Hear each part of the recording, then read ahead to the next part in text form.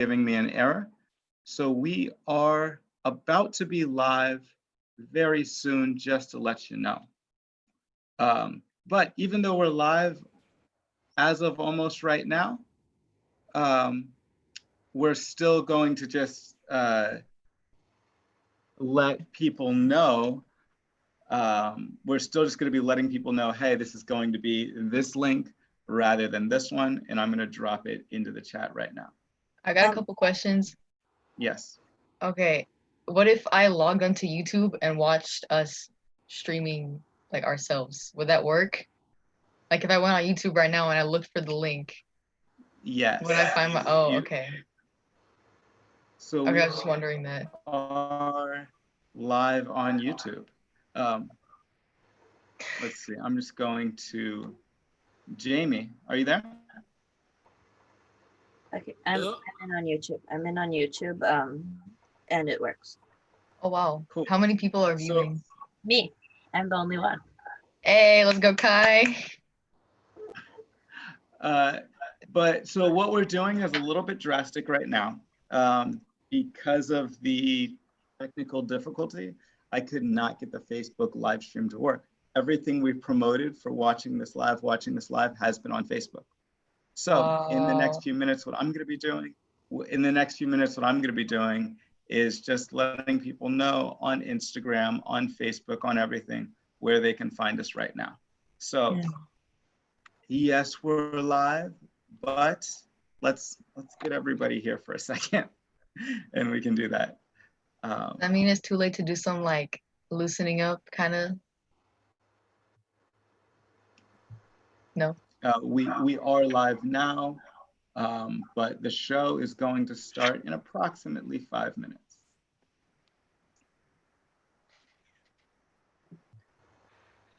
I thought it would be less stressful, like have Slam on video, just because like we're all in different locations. But like, I don't know, I'm excited. I'm excited about it too. Let's see. Mike, the other judge is still not here. Can you put her number into the chat so I can reach out to her? I'll just ask. Oh, she doesn't have the right link. Let me just link her.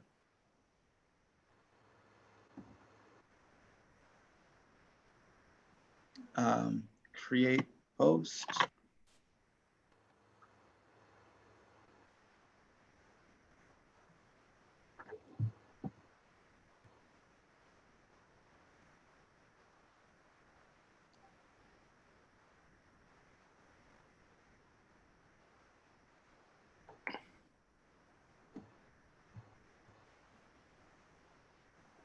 Cool. Now, the link that's in the chat right now, the YouTube link, you can definitely post out to your people and say, hey, the Facebook ran into a technical difficulty. This is where it is. I am doing the same thing. I'm linking the last judge in.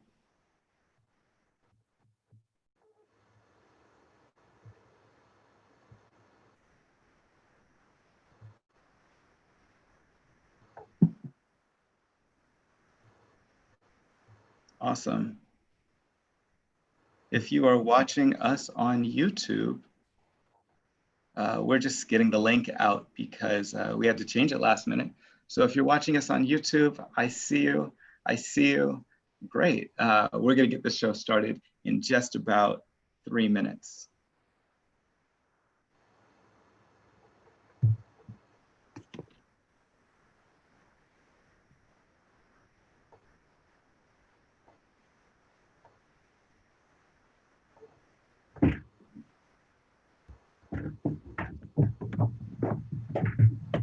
YouTube is doing this thing where it tells me I'm on restricted mode when I'm not. So I just can't view any videos, but you know what, it's okay, because I'm here, we're live. I can see all the chats though, so I can see everyone like, yeah, go Riz, I love y'all.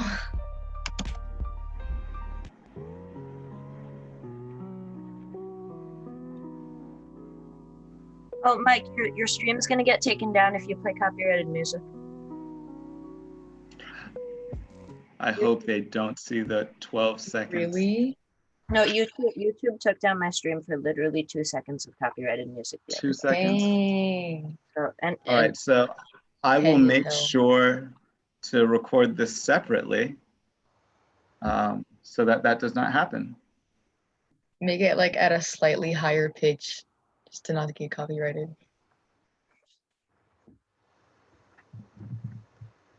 All right, we have all the judges here, so that is looking great. Thank you, judges. Awesome. Let's see, for the poets, I still see a good amount of poets missing, but that is fine because we can either get them in after or less competition. Hey man, if they wasn't here for the draw, you know what I'm saying? If you're not here for the draw, take them hood slam rules. Let's go. If they weren't here for the draw, that means they go first, right? Yep. Or they just, yeah. I've had some slams too where I got there like they were drawing. I saw the bucket. I saw it. Signed up beforehand and everything.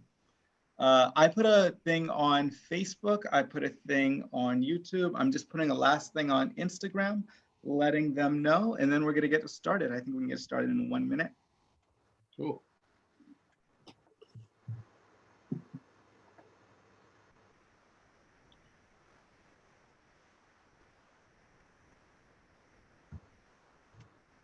And I think we also want to do a sound check. Let's see about sound check. Mic check, mic check. I want to do a sound check on the live, so I'm going to mute myself.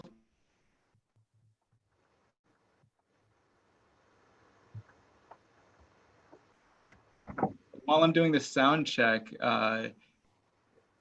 Casey, do you want to talk about the professional development we just did? Yes, absolutely. Let me just set my computer down. Sorry, I'm kind of moving around because I'm getting things. I'll try to get on screen so I'm not just talking to you as a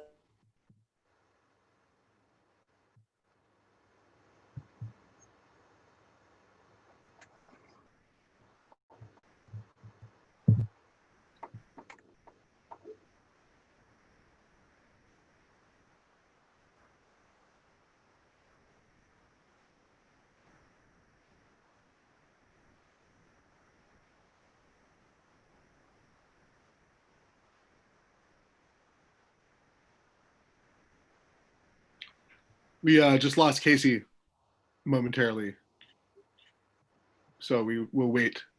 I mean, though, we're not starting. Oh wait, no. In the, I think it was a battery thing.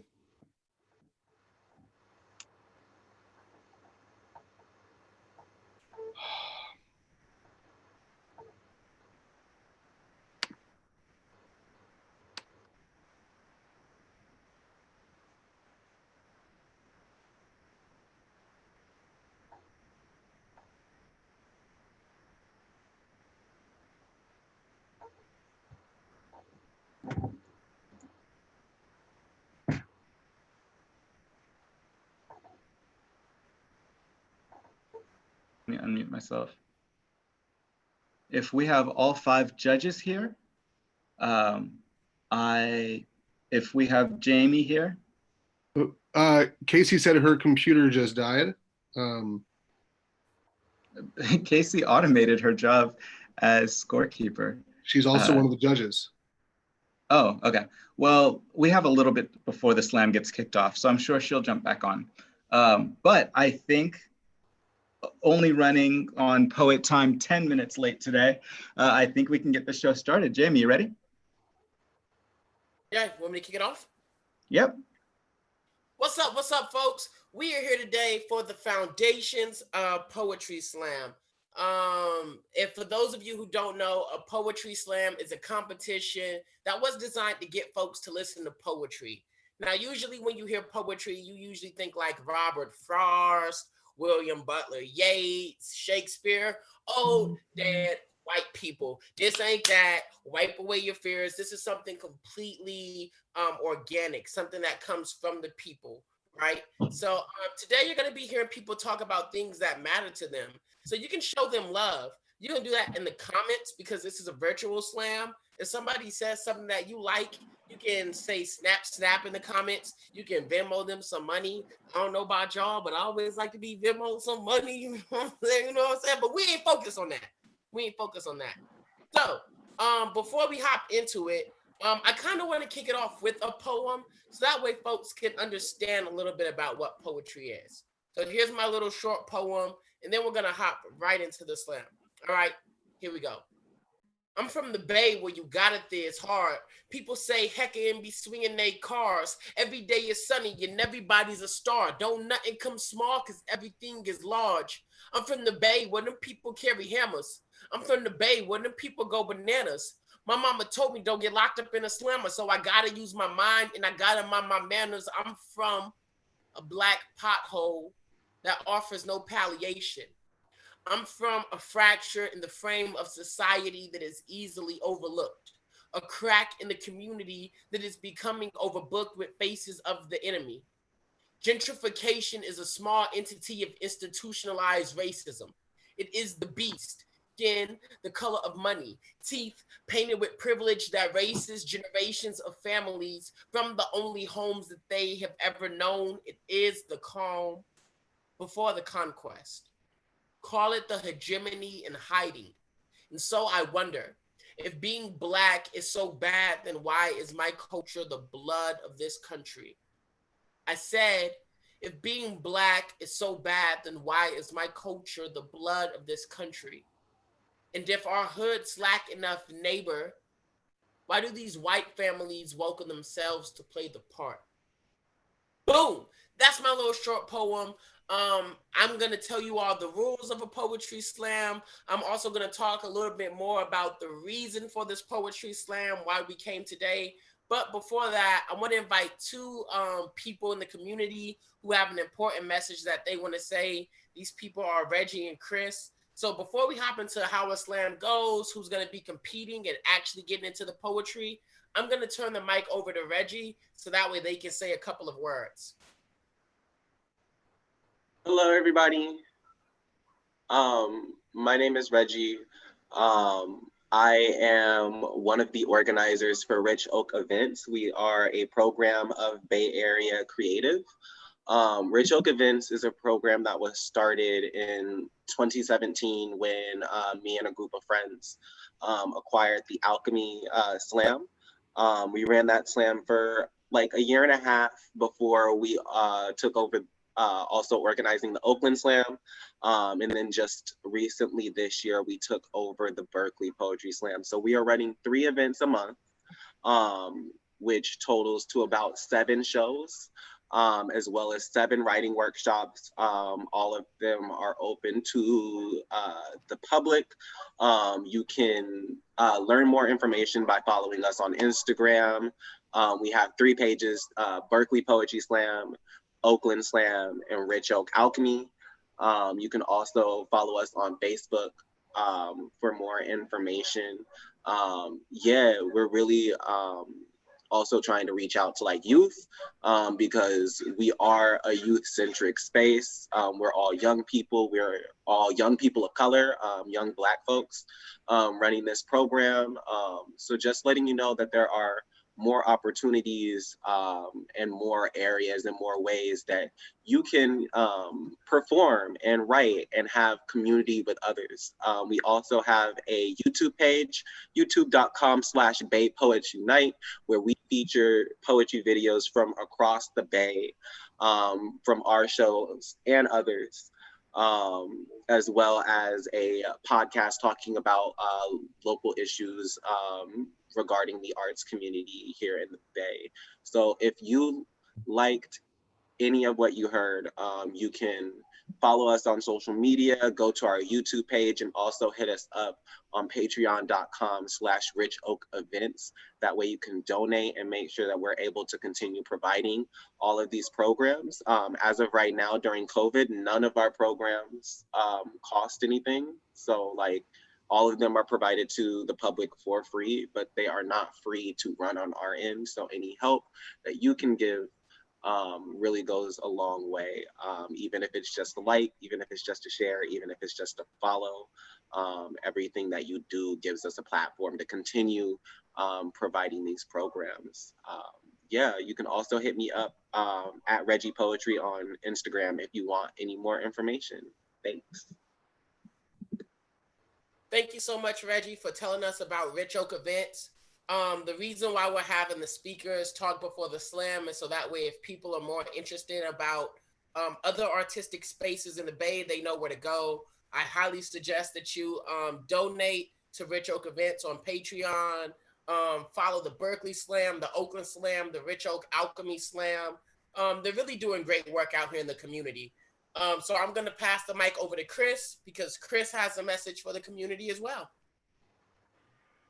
Hi, so my name is Chris, and I'm a volunteer with the Community Democracy Project, and I'm here basically as a judge, but I also was invited to be able to tell you about our volunteer group, which is trying to flip the power structure right side up in our country, and we obviously all know what's been going on.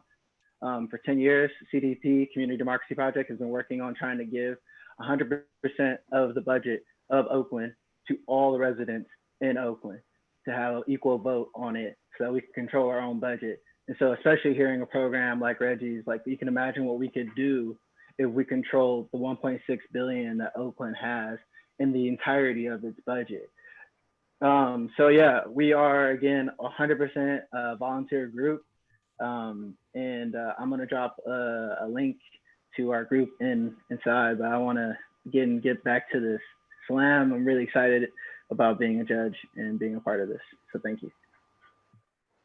Thank you so much, Chris. I really appreciate it. For everybody watching at home, make sure you tap in with all of the other local organizations. But right now we're about to hop into the slam because this right here is gonna be fire. So let me tell you all what a slam is in case you don't know. I kind of spoke about it earlier, but I said that a slam has certain rules, and it does. All of the poets who come up, they're going to have 3 minutes to perform a piece. And then if they go over anything over 10 seconds, they start getting docked points. How do we have points? Well, we got to have judges, just like Chris just talked about. Judges can score poets anywhere from 0.0 to 10.0 with 1 decimal part. So let's say I give somebody a 2.2. The poem was really bad. It was really trash. It was really terrible. Let's say I give it a 7.5. It was okay, but you know, maybe it could be a little bit better. But a 10.0 is the highest you can give. A 10.0 is like your grandma rose up from the dead, shook the dirt off her hair, cradled you, and said everything is going to be okay. And then she made you your favorite recipe ever. And then she stayed with you until you died and raised your kids. That's a 10.0. A 0.0 is if you're the one who has to dig the grave for your grandma and your kids, and then you hop in there, and you also have school debt, and your ex-girlfriend is outside of your house setting your car on fire and it's about to blow up. Nobody wants 0.0. Judges, make sure that you score consistently. There aren't a lot of 0.0s and there aren't a lot of 10.0s neither. What we mean when we say judge consistently is that the more that a show progresses, people start getting more excited. They start scoring poetry higher. So please make sure that you score consistently. Don't get excited too much. Really try to remember what you gave other people and just keep it fair. We're also going to have a sacrificial poet. The sacrificial poet is going to perform first. They're not in the slam, but they're still going to get judged as if they are. So judges, make sure that you remember that sacrificial poet. If you like the poets who come after, you can score them higher. If you don't like the poet as much as the sacrificial, you can score them lower. But remember, just judge consistently. So this slam, because it's virtual, it's a little bit different. Competitors were able to send in videos online of themselves performing as long as it followed the guidelines, no musical accompaniment, no props, no costumes, and that is within that time limit. So people were able to send in videos, and then some of our performers are actually going to be performing live. So when I usually host slams, I like to do this. It's not really going to work because this is a virtual space. So even though I can't see you, I'm really going to hope that you do this. I'm going to read the list of the poets performing. After each name, if you can just give me a woo. So I'm going to be like, poet, woo. We're going to get into this. So who we have sacrificing is Patrick, woo. And then we have Painting, Riss, Woo. Dima, Mike, Joylyn, Erica, Kai, and Jarvin. I heard some woos at the end. So that's going to be our list. I really hope you were able to squeeze in some woos over there. So what we're going to do is when I say on deck, that doesn't mean that you're the person about to perform. It means that you're next after this person coming up. So Painting, you are on deck. But right now we have our sacrificial poet, the poet who is not part of the slam but still going to get judged. Everybody start clapping, start snapping, make some noise for Patrick! Let's go. All right, Patrick. So, hello everyone. So my Uncle Ron has this cabin in the mountains south of Yosemite. My family has been going there every year of my life as a place where the infinite distractions of society can't invade. No Wi-Fi, phone lines, or even power outlets for an entire week. Then about 8 years ago, my uncle started banning people from the cabin one by one. Around the time of the end of Reconstruction, in 1877, when our country decided that building a new society to counteract the divisions of slavery was actually not really in the cards, the Jim Crow laws were passed to formalize segregation. Many people praised President Rutherford B. Hayes for his insight that this country was destined to be divided, that separate could be equal. They thought he had a really good idea: build a split house on a foundation of unrelenting oppression. The national parks were fully included in this segregated America, but mostly on the whiter side. With people of color displaced to the smallest of campgrounds, my Uncle Ron had the great idea to use his cabin as leverage, to lash out his vengeful spite on anyone who he felt had wronged him. The bannings began when he was not invited to my god sister Sydney's wedding. I will never forget his smirk as the can of Coors Light dropped from his lips. With the ancient scent of pine trees swirling in the air, he said, "If they don't want me at their wedding, then they obviously don't want to come here." The national parks are often called America's best idea. They are also one of its widest ideas. Where each ring of redwood trees has a circle of roots in our country's past, entwined with the soil is an urge to exclude, to build a nation on a foundation that we can't bear to look at. Why are there no national parks to commemorate historic outdoor places of power for people of color? It could have something to do with the lack of presence of popular lynching and genocide destinations in our history books. Uncle Ron wasn't invited to the wedding because Sydney was marrying a Jewish man in a Jewish wedding, and Ron was known to blame the majority of the world's ills on the Jews. The national parks are thought of as a collective history of our country, a physical reminder of the grandeur that we came to inhabit, came to borrow, came to take, came to find land called virgin after systemic murder woven into the earth we build our lives on. How can you construct a house on a foundation that has been systematically ignored, hidden, shamefully buried in the ground like a dirty secret that people think will just go away if we don't talk about it? When I was a kiddo, the love for adventurous exploration of the outdoors leaked from every pore of my skin. In 5th grade, I did a famous American history project on John Muir, who spent his life advocating to keep natural places wild and open for people to enjoy. In research for this poem, I learned that John Muir was unabashedly racist. The national parks in his mind were for the white aristocracy people to escape the uncomfortable truths beaming back from black, brown, and red faces. Last summer, I learned that the term exploration is actually white for taking over something uninhabited, for being the first person there, like John Muir's version of what counted as a person. Last summer, my Uncle Ron finally banned me from the cabin. I hadn't been there since the bannings began, but I could still feel the cold coil in my marrow, reminding me of an uncomfortable family history buried in my core.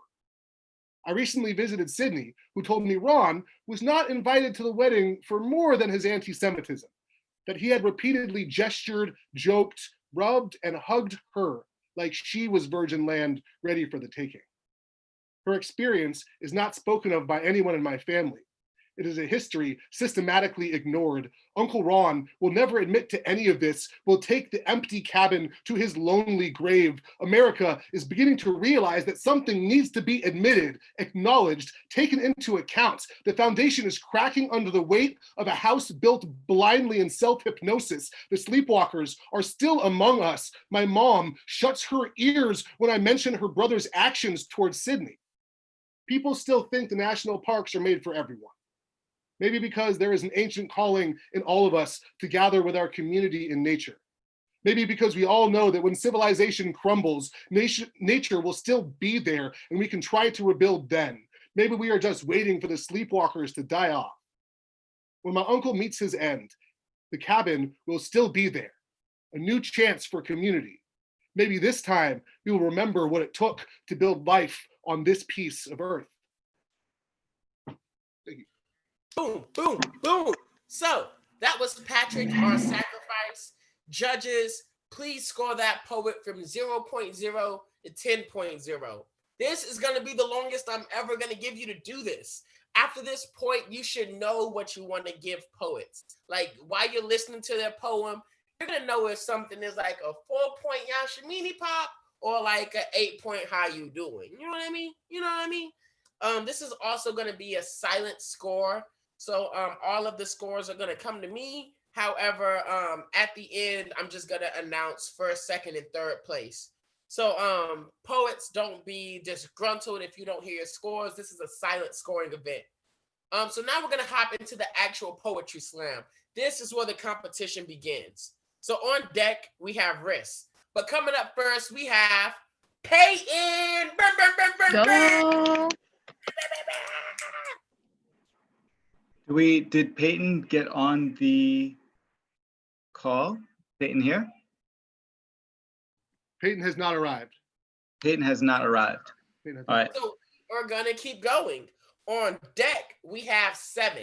But coming up right now, the first poet in the slam, give it up for Riss! Bam, bam, bam! Let's go. Thank you. Okay. What the U.S. public education system taught me was that in 1492, Christopher Columbus sailed the ocean blue and henceforth discovered America. Guess they couldn't come up with a rhyme for the fact that generations earlier, the Afro-Phoenicians sailed to Central America, Indonesians sailed to South America, that the Japanese sailed to Ecuador, and that the Siberians sailed to Alaska, Canada, and New Mexico. They'll only call these times pre-Columbian, using a European man as a time marker on lands that are not European, erasing eons of histories containing colossal cultures and forging futures based on the dominant desires of vultures. They create lectures centered on the legacy of white supremacy, mixed and meshed in with the word democracy. What hypocrisy is this? Make this out. If language is society's personality, then we are speaking with individuality. Folded onto why we call it social distancing instead of physical distancing, implying that in a time of crisis, we are decisive and bling, checking out our own well-being, crunch, feeding into our own fears of xenophobia, snap, stocking our shelves with selfishness. Instead of tuning our relationships with different chords of communities, we cling, pluck a cacophony, void of collectivism, and compete for commodities. The historians won't say that Columbus saw indigenous people as objects, won't say that he journaled them as prime for subjugation, won't even dare say that he sold them as sex slaves to his men, some as young as 9 years old. So I'll say it for them. He isn't the great voyager, but the first sex and labor trafficker. But they won't write that, won't want to write that America's exploration wasn't a discovery, but a conquest. because you can't write that colonization for economic gain comes from greediness. That's too evil, too much, too real. So what they'll do instead is take elementary school me on a field trip to mine fake gold, middle school me on a journey to a Spanish missionary, get me to walk in the shoes of exploiters out of the classroom as what I read inside humanizes them. And the US presidents will get me out of the classroom for a full day too, with Christopher Columbus Day, a national holiday, a day that might as well be celebrating commercial sexual exploitation and forced labor. And here's the sad tragedy. That is reality. It adds up when law enforcement can criminalize the youth instead of the sex buyers. It multiplies when historians picture Columbus's discovery as extraordinary, his extraction of natural resources as unnecessary, his exploitation of indigenous people as rudimentary. It exponentiates when pimps discovered that they could use a woman's body over and over and over again for profit. It equates that domination is natural when it is not. It is cultural, because the same system won't mention the peaceful contact between the Norse and the Indians, won't mention the triracial Native American societies after 1492, won't mention coexistence, won't do that because dominance is power. And in 2020, dominance is sexualized, and you can't tell me otherwise when the main US sex education comes from the consumption of pornography, which fetishizes indigenous and Black people and emphasizes the very demand for the sex trade that Columbus made. So say it as it is. Columbus's voyage was not the first, but the last discovery of the Americas. Thank you. Let's go. Good job, Riz. Fire, fire, fire. Wow, wow, wow. Judges, you know what to do. On a scale of 0.0 to 10.0, please score that poem. But I'm your host, so I don't gotta give no scores. So I'm just gonna score that as amazing. I feel like that poem talked about so much history that's been overlooked, blatantly ignored, or rewritten. And that is the point of today's slam. Already we talked about the faultiness in celebrating folks like Christopher Columbus. We talked about the whiteness in nature parks. Remember, today's slam is to talk about the history of America, because when America started, it wasn't for people of color, it wasn't for queer people, it wasn't for trans people, it wasn't for poor people. So we're taking our power back. So thank you so much, Riz, for kicking us off. On deck, we have Dima. But coming to the stage right now, please snap, cheer, clap, give it up for Seven! Bam, bam, bam! Let's go. Go off. Let me stand up. Shit, I can't.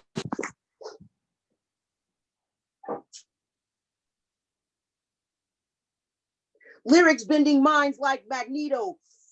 Sucking up negativity and spitting positive. I give ear fucks to clear up the stress. Riding on the reins of storm, my prophetic verses rehearse scriptures. Born of lightning, my hands can't stop writing. The fiercest threesome, pen, pad, me. Twisting of sheets and journals, blasting ink on fresh pages. My third eye, cyclops, as I dot those eyes while my toad-like tongue reaches into the souls of listeners, slicing, dicing, cutting up as if I were Wolverine, blasted by judgment in the school of hard knocks. Rapid recovery got my flow running hot, throwing my cards on the table, blowing up Gambit style since the EPA rogue in me. Takes the energy from any adversary, cross my style over and still bury sucker MCs. I mean, damn, Shazam, crack smacking, bam, beating on this microphone so I can take a 30 home. Marvel at sentence structures. When I'm feeling blue, grab a book from Beast. Write with more strength. Faster than Superman, my verses can transform imps to angels dangling on Peter Parker's web. Spread the love, Slam. Got y'all wondering like the twins. Form of a bucket of H2O. Mimicking Aquaman, I douse my foes, freeze and pose, recreating Iceman because I'm cool and smooth.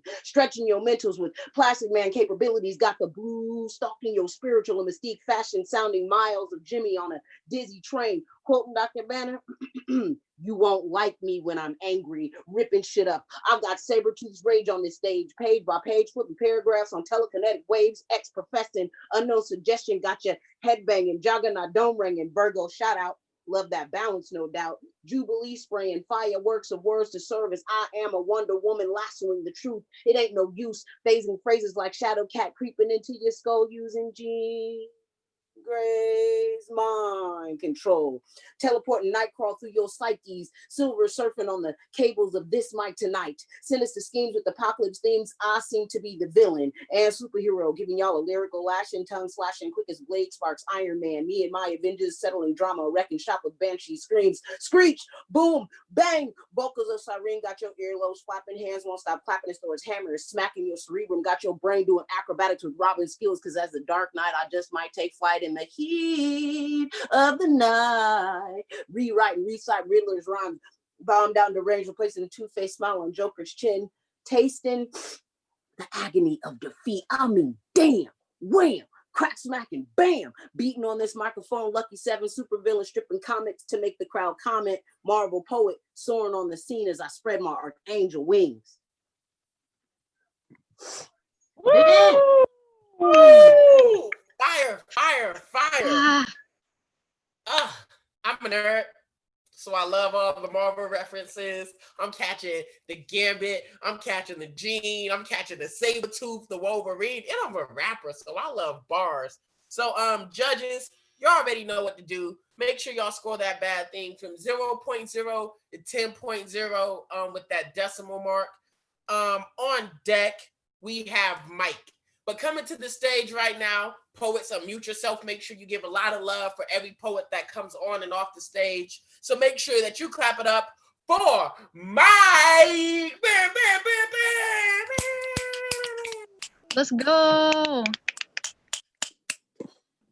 Wait, who was up? Was it me Yeah. or was it Dima? Oh, I messed up. My mistake. Mike is on deck. But coming to the stage right now, give it up for Dima. Bam, bam, bam, bam. Okay. I woke up this morning to the sound of the mailbox clanking shut. The mailwoman outside beaming with a bounce in her step. On the TV, a news update flashes that from now on, food stamp income limits have nothing to do with your household size. Schools are getting monthly grants, relieving them from sacrificing another teacher or sport. Healthcare is free. Rent is lowered beneath the cost that keeps us away from our beds chasing a paycheck. I have to be dreaming. Running to my car to tell my friend the news. I find myself dodging invisible cracks in the sidewalks. To my left, I notice the sign to the dry cleaners is being repaired. Cheap paint making way for bright red letters. My uncle hauls a full shipment of boxes into the smoke shop. For the first time in a while, I see our library doors wide open, and classmates explore the crevices of new shelves, eyes lighting up, caressing fresh pages, hypnotized. The same fog that always surrounded our city looks a little brighter. I arrive at my friend's house.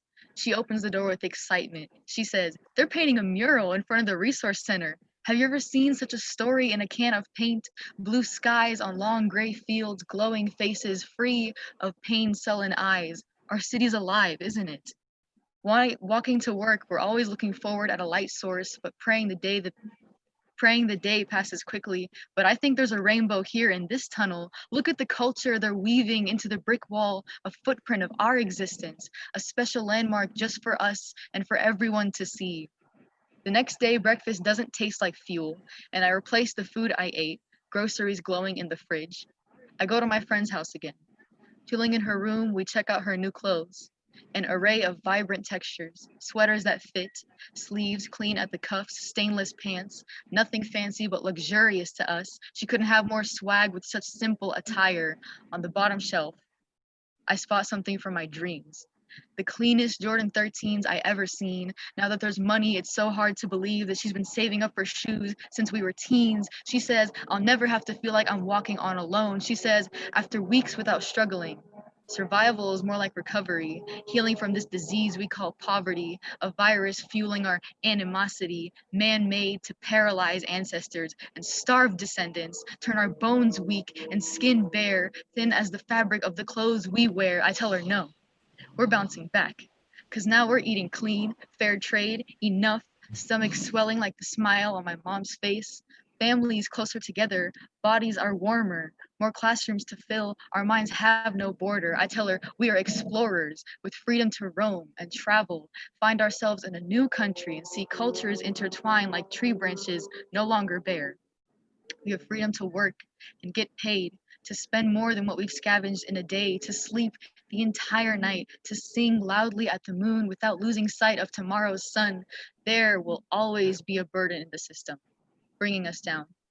But today's roads are clean like a red carpet, so I flaunt my Camry down like a rust-colored gown, coming back rested, ready, robust. Do you see all the riches around us? For the first time in eras of competition in this harsh world, we get to thrive too.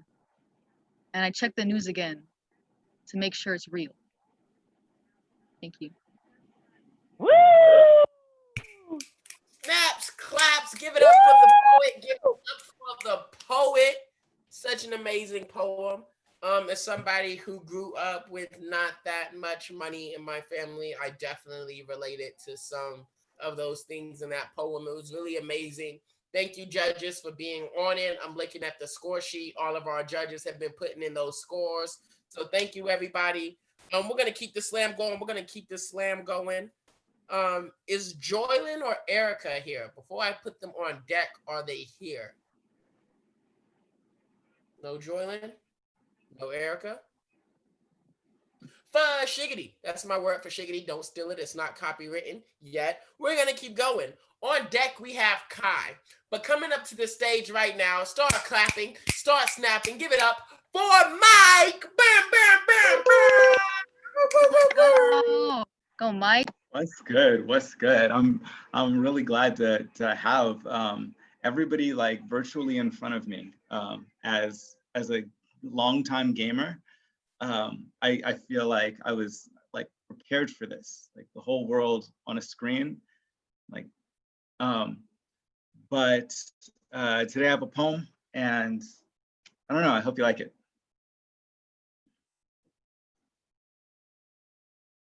In third grade art class, the teacher passed out crayons for us to draw the blueprints for our future house. A sheet of construction paper would hold all of the rooms we wanted. I picked up a black crayon, and the first thing I made was a movie theater and a pool with blue water and a trampoline on the bottom floor so I could bounce up to my snack room or up to my arcade. And my house was gonna be lit. All the kids from the neighborhood would come for sleepovers, and we'd have blanket forts and Nerf gun battles with darts whizzing from one side of the house to the other. The house would be big enough for anyone who needed to stay for a while. There'd be a room for my cousins and her 3 girls that wasn't the cluttered back seat of a car. I'd have room for my mom with a California king-size bed made for a queen who spent more time at work than at home to build a foundation for my brother and I. There'd be room for all the Black families not granted loans to claim houses in the suburbs in the 50s. There'd be an indoor gun range to blast holes in the policies that make prison work free labor instead of rehabilitation. My future home won't hold the cold bars of a jail cell. There'd be room for every homeless person, every PTSD war veteran, every untreated mental case survivor. Maybe they'd bounce back up after hitting the trampoline on the bottom floor. There'd be a library with a history section written by the voices of artists and activists and musicians and field hands not allowed to read, but still learned letters in the dirt until everything we wrote became a shovel to tunnel out. In my home, there'd be room for all the slaves who ran the candlelit safe houses. This would be a safe house, a railroad for those looking for some sort of roof or shelter to protect us from the rent hikes. America is a house built by slaves on a graveyard. Life, liberty, and the pursuit of happiness was only guaranteed for property owners. And I was never meant to have 4 walls and a roof to call my own, but I'm renting freedom until I can build a home with a fridge big enough to feed a movement. In my house, there'll be a garden that grows boys with patience, work ethic, and respect for women. There will be an even playing field in the back with a track and no obstacles blocking college or other paths to success. There will be skylights with an open to a broken glass ceiling where we can stop living from paycheck to hoping and stealing glances towards the sky. And one day I will own a house. My dreams will not stay crayon blueprints in a 3rd grade art class. I will build and I will build, I will build until there is enough room for all of us to have a place to call home. Thank you. Okay. Snap it up. Make sure that you give love to the poet. That piece was really amazing. You know, the thing that hit me, I feel like all kindergarten teachers are the same person, just in like different skin suits. Because I feel like I did that exact same assignment, right? And I feel like I give out that exact same assignment when I teach younger kids. So, you know, all kindergarten teachers everywhere must be the same person. Anywho, judges, you know. Jamie, were you my kindergarten teacher, Jamie? Is that what that means? I think it was. I just put on the suit, my super suit, frozoned it. You know how it goes. You know how it goes. Judges, 0.0 to 10.0. I'm looking at the scoreboard. It's really, really close. I'm really digging the scores in the slam. There was supposed to be a lot more competitors, but some people didn't show up. Things switch up, but we're gonna keep it rocking. We are down to the final 2 poets of this slam. The final 2. You might want to cry. You might want to hug a friend. So let's end this show off in a bang. So on deck, we have Jarvis, but performing right now, start clapping, start snapping, stumping, whatever you want to do. Give it up for Kai. Bam, bam, bam. Woo!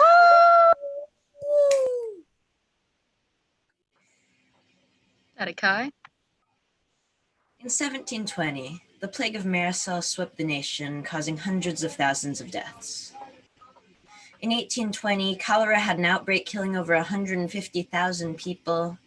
1920, the Spanish flu or influenza had an outbreak killing 17 to 50 million people.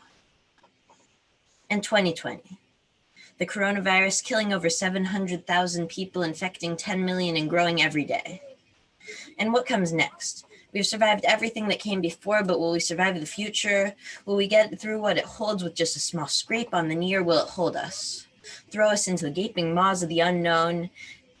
And in 2025, when this is all over and everything goes back to normal, or at least as normal as it can be after everything that has happened, everything that's happening, everything that will happen in the future now, I'm standing here in a mask. Waiting for life to start again, for everything to go back to normal, for life to be taken out of this panic, this false sense of calm, but anger, delusion, but comfort. And as life goes back to normal, will we learn? Will we take safety precautions for this not to happen again? Will 2120 be another outbreak? Will we be prepared?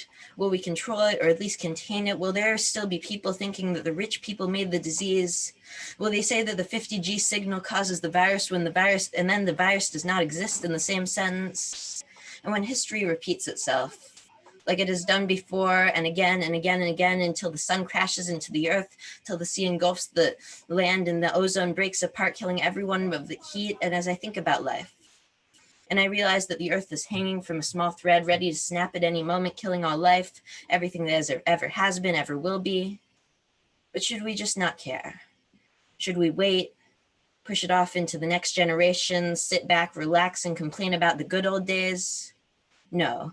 We should fight for as long as we can, because every small victory pushes back Armageddon for another year, another decade, another millennium, until we fall apart, fall down, fall forward into the unknown. And in 1720, a peace treaty was signed, bringing the end to a long-lasting war. In 1820, slavery was abolished and made a small step that started the abolishing of slavery everywhere in the U.S.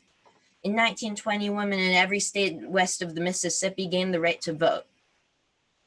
So what comes in 2020? What will we make this year will we make this year be remembered just for the virus or for the fires in Australia? We want it to be remembered for something great, something that will change the world for good, forever, and we still have 5 months. So let's do something great with it and change the world for the better. Yeah. Woo! Snap. Yeah, I Love feel that like hopeful folks have note. really taken like the idea of today's poetry slam, the foundations, and really just like use that in their writing, in their topics.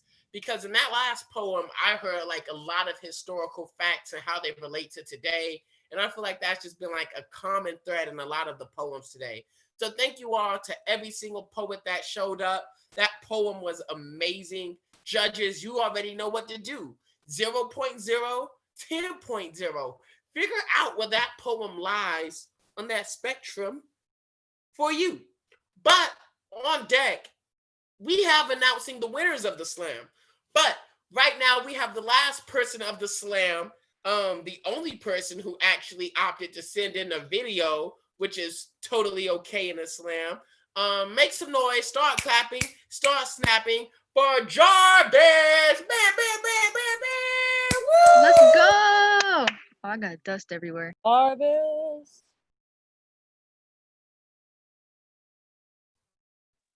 I have your video up, but did you want to say anything before I started playing it? Jarvis, I see you on the call. I just wasn't sure if you wanted to say anything before I started playing it. No, I'm excited to be here and to see all of these generations of poets together. Thanks for having me. Yay. Dope. I'm gonna play yours right now then. Thanks for having me. Yay. All right. Am I on the right thing? Dope. I'm gonna play yours right now then. Somebody give me a thumbs up. Thanks for having me. Yay. All right. Am I on the right thing? Dope. I'm gonna play yours right now then. Let me see. Somebody give me a thumbs up. Thanks for having me. Yay. We'll just make sure. All right. Am I on the right thing? I'm gonna play yours. Hey, how's right it going? now, I'm then. Jarvis, and I'm excited to be participating in thanks for the having Foundation Slam me. tonight. We'll just make sure. The first poem Am I on the right thing? I'm gonna play yours. Titled Etymology. Hey, how's right it going? now, I'm then. Jarvis, First time I ever met somebody who shared my name. Participating in 22 years, my solitary. The first poem. Am I on the right thing? I'm gonna play yours. They were 5 years old. Hey, how's right it going? now, I'm then. Jarvis, I ever met somebody who shared my name. Participating in 22 years, my solitary. The first poem. Am I on the right thing? I'm gonna play yours. They were 5 years old. right now. I see a lot of what is happening in the chat. Okay, we're getting a lot. Yeah, Mike, I'm not sure what was happening, but like everything you and Jarvis was talking about was on like loop while the poem was going, and it just kept like looping and looping and looping. It was really weird. It was really trippy. There was like 15 loops going all at once by the end of it. Kind of a bop though. It was like, okay. Yeah, that was like art. That was a different kind of art. That was like sonic art. That's the best new song of 2020. That's it. Yes. That's the best thing we got. Pop So it was artists can 2020, never. folks. We got pandemics and we also got technical difficulties. You know, you just learn to roll with the flow. So we're gonna throw that video back so we can do that again. Mike, you're on mute. I can't hear if you're saying anything to me. Rather than sharing it from my screen, can I, Jamie, Patrick, you have the same thing. Can I make you a host so that you can share? Yeah. All right. Yep. No, since I'm here and also available, I wouldn't mind hopping in and reading the poem. I thought I might have had a time. You want to do it live, Jarvis? Yeah, let me step out of where I'm at and situate myself. Cool. For sure. Oh, dope. So we have an audible. Jarvis is actually going to perform the poem, you know, live because of technical difficulties. So we're going to give Jarvis a little second to stand outside to find somewhere where the lighting is good. But I just really want to highlight that all of the poets who showed up today, thank you all for showing up, for coming in to do the work. Everybody who was running poems before this began, thank you. So we're at the last poet of the slam. Jarvis, are you ready? All right, sweet. I'm going to turn it over to Jarvis. Woo, Hello. let's go. Joining me from my grandparents' backyard. Yeah. So the poem I was gonna do is kind of a poem about the histories of my own family and lineage and the way my foundations are built for me.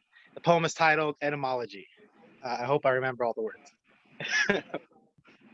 The first time I ever met somebody who shared my name, I was already 22 years into my solitary epithet-less life. Their name was Jarvis. They were 5 years old. And to nobody's surprise, they were really freaked out. This grown-ass man was so excited to meet them. That thought crosses my mind as the Pete's Coffee barista stares me down the barrel of their nose, and with all of the confidence of a white woman selling fair trade coffee from ethnic third world countries, slow drips a more palatable title for my cup. Says, "Your name is Travis, right? And by now, I've already lost count of the number of times somebody has taken my name into their mouth and spit out the bones of who they want me to be. I am always dead in this scenario. There is no version of colonization where the mixed boy gets to make it out whole. When asked of my name's origin, my father tells me I was named after a star NCAA running back. Most of my students go, wait, Iron Man, right? But it's my grandmother, a woman who has not felt the need to sacrifice her tongue for this flag. I think she's got it the closest, often mixes up Jarvis with the English translation for basura. Uh, English translation for garbage and calls me basura. True story, I've stopped correcting her because a quick Google search will actually show you that Jarvis or Gervais comes of Nordic descent. It translates to the servant spear, a name given to loyal warriors who serve the purpose of the empire. More digging will actually lead to British surnames who sailed to my people's land on the backs of slave ships. And when I'm already branded with my conquistador's last name, I often find myself asking, who do I fight for? For whose service was I intended when stolen lineage bookends my identity? They say in the beginning the ship sails onto the rock. Then lost man names found people lost. Names this land his own. He names this the beginning. Y'all know US history got a funny way of naming itself. Often calls oligarchy, democracy, labor, enslavement, post-racial 13th Amendment, lineage. How many of my family learned to run or fight? But it's my grandfather, y'all. My grandfather, who still tells me he has memories as a boy of US naval planes flying overhead towards Pearl Harbor. Reminds me how this country turned a people marginal, their land monetary, then war zone, then united, how they never wanted to name us until there was something worth taking. I am continued and being reminded in duality of being both ethnic and American, of being both claimed and reclaiming, of Brown Berets, Cesar Chavez, and Dolores Huerta, and Zapata, and Lelu Kalani, and King Kamehameha, and James Cook's head piked against the ocean. We have called ourselves resistance for so long, it runs in our blood. My name is mine, and I do not wish to give it back. But I'm learning to sharpen my edges and serve the people, to fight for what is inherently ours, to learn our names is what y'all can no longer take from us. Thank you all. Snap, snap, snap for the Went poet. off like that.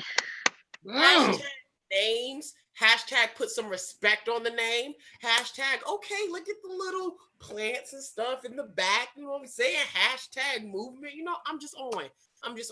So judges, you know what to do. 0.0 to 10.0. Make sure that you're judging consistent. This is going to be the last poet that you judge. This is going to be the last time that you judge a poem today. I was gonna say, the last time you judged today, but it's 2020. We all judging stuff at this time. A bird flew in my backyard and I judged it for not dropping no sticks, no twigs, no nothing. I'm like, come on, 0 points for presentation. Wow. We wait for the scores. I think it's appropriate for me to do some poems. We're talking today a lot about history of things. So for me, a lot of my poem is inspired by the Black diaspora and what it means for me to be Black. So here's 2 poems. My toes. Taste the cold currents before I realize that I am standing Black and barefoot in a wasteland of water. Looking back, I realized that the waves carried me here without consent. Yet nevertheless, I continue to call this ocean home. And here, I hear barracudas biting into bones for breakfast. I see sharks sharpening their jaws, fouling their fangs with the remains of decrepit skeletons. You see, the sea is a dangerous place. It is the bloodiest of whirlpools where fish who share my features replace their name with the word lunch. Lawless lagoon where the mighty sand dollar reigns supreme. But today, the skin on my feet dared me to go deeper into his depths. And I almost did, only stopping after I heard the voice of death. The reaper looks a lot like a riptide. Hatred bubbles out of his throat before he threatens to sink me in a familiar tone that sounds a lot like genocide. He says, boy, I will swallow you whole like I did your ancestors. So make no mistake. The waves war a warning, and I will drown you in a watery grave if you ever forget your place. If you ever forget that this ocean was not made for your kind. But the irony being that the brine of this country is salty with black blood. This country is a ship that will smash my self-worth into nothing. A ship that will leave me as flotsam floating on the surface. If only Black bodies could breathe underwater. We build Atlantis in the name of our ancestors. If only Black bodies could buoy because of freedom. We would rise to the surface in the same way our Black fists rise to the air. If only there was an oasis of acceptance in America. But here, they say you can't judge a book by its cover. To which I reply, you have never been Black, never been categorized by the color of your complexion, never been stigmatized because of your skin. To be Black in America is to be another author in a never-ending anthology about oppression. It is to be a chapter standing under the bloodiest of suns, singing Negro spirituals and songs about freedom. A chapter captured in chains and carried to the table of contents known as this country. But isn't it ironic that they call this the land of the free? To be Black in America is to know that you could have been a commodity had you been born 200 years before. 200 years before today, I would have been born a slave. My hands would have been drenched in burgundy blood from picking cotton and fights in the right routes to run away. But sometimes, I said, sometimes being Black feels like being a prequel to the revolution or a sequel titled Retaliation. And I am tired. I said I'm tired of being a walking publication of pain. I'm tired of being a footnote with no bootstraps to pull myself up. But isn't it heritage for African Americans to turn into sugar, to make the margins feel more like a home, to be seen as a home for bullets? You think to live life this graphic, one must exist in a novel. To be Black in America is to know that you can be target practice at any white man's will.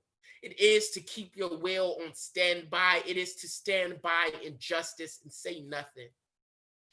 If only we could speak every time we were traumatized. So please, remind me how you don't judge books by their cover, or how you don't see color. Remind me again how you can blatantly skim over all of this magnificent Black skin. Boom, boom, boom. That is Boom. our Boom. Thank you. Boom. Snaps. Thank you. Thank you. Good. We have more. Go off, Jamie. So I can't see you all. I would love it if we could get some drum rolls going. You know, unmute yourself, get creative with me while we call out all the people who ranked first, second, and third. You know, beat on something, snap on something, step on something, but here we go. In third place, give it up for Mike! No! Come on! dance. Okay, it's cool. What I win? Our appreciation and affection, and that's it. That's right. We'll let you keep He's teaching okay, I poetry to guess. people. All right, then I'm gonna take it. No, thanks everybody for coming and being a part of this. It's not every day that I get to compete with my like folks that I teach with and with my students. So this was so weird to begin with, but I've enjoyed the show. Snaps for the poet, snaps for the poet.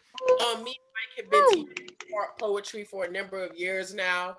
And one of our insider jokes is that the next generation are such better poets than us. Like, you go to any youth slam and the youth are consistently killing it, which brings me to second place. Drum roll. Everybody give it up for Dima, baby! All right. Thank you. Dima, a message you want to share? Yeah, this is I think this is the first time I've competed against my teacher. So that's kind of a different vibe, but yeah, that was so fun. Honestly, I didn't even this is the first time I've been in a slam where I didn't think about, what the hell, there's a bug on my head. Where I didn't think about the competition and the tier list kind of and the final results, but I think I've absorbed all the poems a lot better this time. And I don't know. That's all I'm happy about, is that I got to hear y'all poems. Yeah. Definitely. Shout out. Please remain humble. Please keep that spirit. The point is not the points. The point is the poetry. Spoken word poetry and slams are just a game to get people to listen to the things that we have to say. It's a game that somebody invented to make people sit in a room and listen to poetry. So the fact that we heard each other, the fact that we all learned something new today, because I learned something new, like Kai's poem, Patrick's poem, Riss's poem, straight Jarvis's poem, just straight history. So that's why we're here. But there can only be one first place winner. So everybody take a deep breath. Don't fart. It'll be really embarrassing if you fart. Don't do that. Just take a deep breath. And we're going to do a drum roll. Give it up for first place, Jarvis! Yeah, okay. Woo! Something you want to say to the folks at home, Jarvis? Oh, me. I was too excited playing a live drum roll from my computer. Hello, hi, I'm inside now. Thank y'all. I love y'all. Yeah, to iterate what Jamie was saying, it's a game. And most importantly, it's about community and being here with each other and listening to each other. And I'm so excited I got to do that with y'all. And love to all the poets. Yeah. All right, I'll see y'all. Thank you, Jarvis. Now, so before we get off this table stage community warehouse where we are, I do want to let you folks know about the Foundation's project workshops, because this is the launch event for a series of workshops we're going to do with local programs and organizations, where we learn about what's going on in our community, what activism efforts are being put forward, and we're going to get a chance to volunteer, we're going to get a chance to write poems, we're going to get a chance to find out, hey, what's going on and how can we be a part of it? And how can we address it creatively? So every Thursday from 4:15 to 5:30, there is a free workshop, and you'll have different guests. Sometimes it's going to be a poet teaching the workshop. Sometimes it's going to be a workshop run by another organization. But every single Thursday from now until December is the Foundation's project, where we're all going to be creating something together. So I hope you stop by Thursdays, and that's open to all ages. So that just like this slam, we had folks that were in middle school, as well as going all the way up to folks that are in life.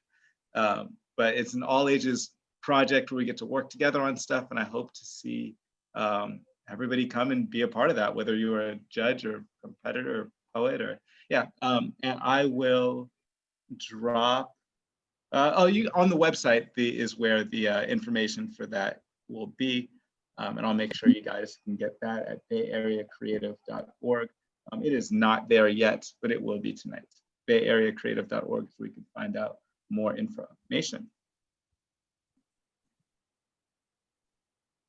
Yes, so thank you everybody for showing up today. For folks watching at home, make sure that you tap in with all the other amazing organizations, hellapeoplepower.org, patreon.com/richoakevents, bayareacreative.org. There's a lot of great work happening in the community. And if you're looking for artistic spaces, you're looking for somewhere to donate, get a tax write-off, you already know where to look, Bay Area Creative. My name is Jamie. Williams out. What does Ryan Seacrest say about the pets? Spay and take care of your damn pets. Peace, folks. Thank you, folks. Thank you, folks.